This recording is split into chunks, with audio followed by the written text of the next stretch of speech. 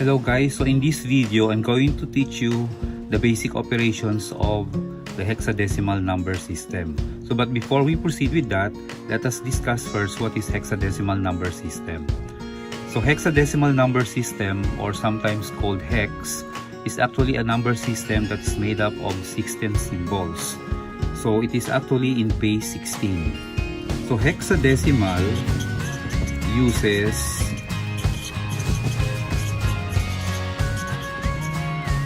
the digits of the decimal number system 0, 1, 2, 3, 4, 5, 6, 7, 8, and 9, and 6 extra symbols. The 6 extra symbols are A, B, C, D, E, and F, which represents the numbers 10, 11, 12, 13, 14, and 16.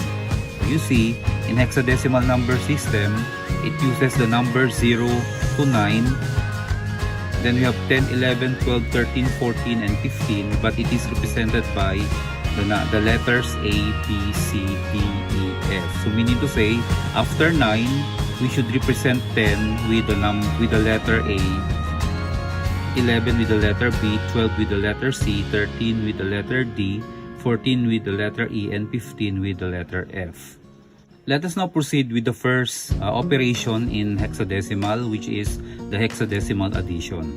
Say you are given the number B2 plus A.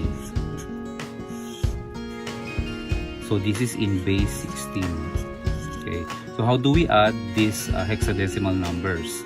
We said earlier that the hexadecimal number comprises of the 10 symbols of the decimal number system 0 to 9 and the letters A, B, C, D, E, and F. So how do we add this hexadecimal number? So given B2 plus A. So we start operating again on the last digits of the given numbers. So we have 2 plus A. So we know that A is 10 and 2 is 2.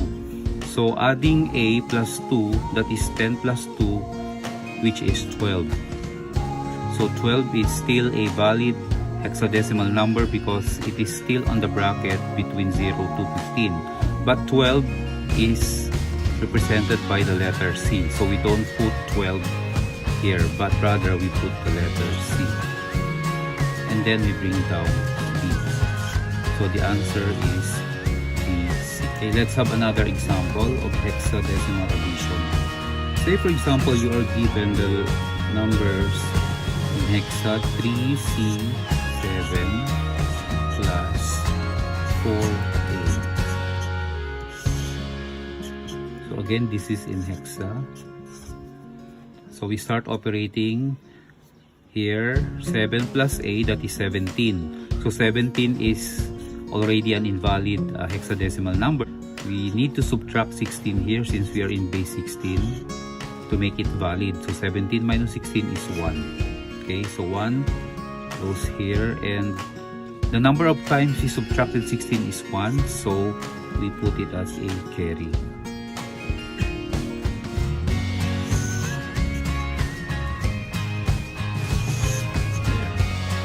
Okay, then we proceed.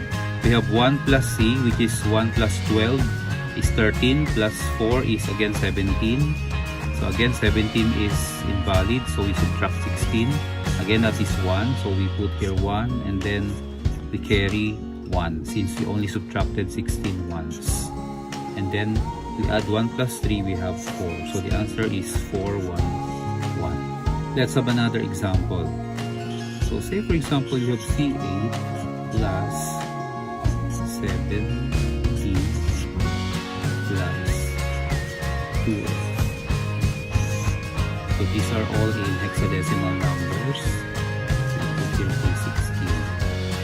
So again we add 8 plus D is 13. So we have 8 plus 13 is 21. F is 15. So 21 plus 15 is 36. So 36 is an invalid hexadecimal number, so we subtract 16. So 36 minus 16 is 20.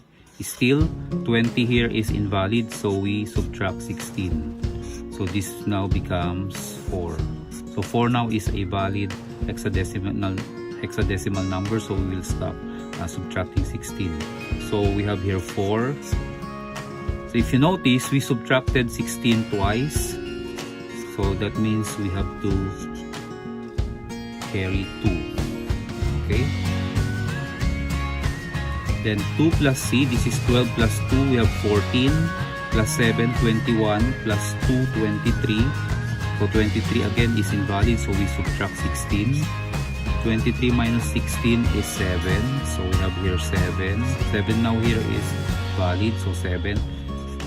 So we subtracted 16 once, so we carry 1, then we bring down 1. So the answer is 174.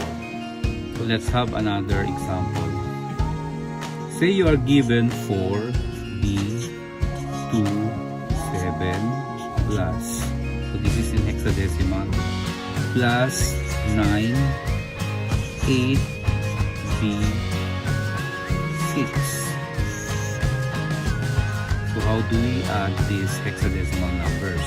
So we have 7 plus 6 is 13. 13 still is a valid hexadecimal number. So 13 is represented by the letter D. So we have here D. B plus 2, that is 11 plus 2.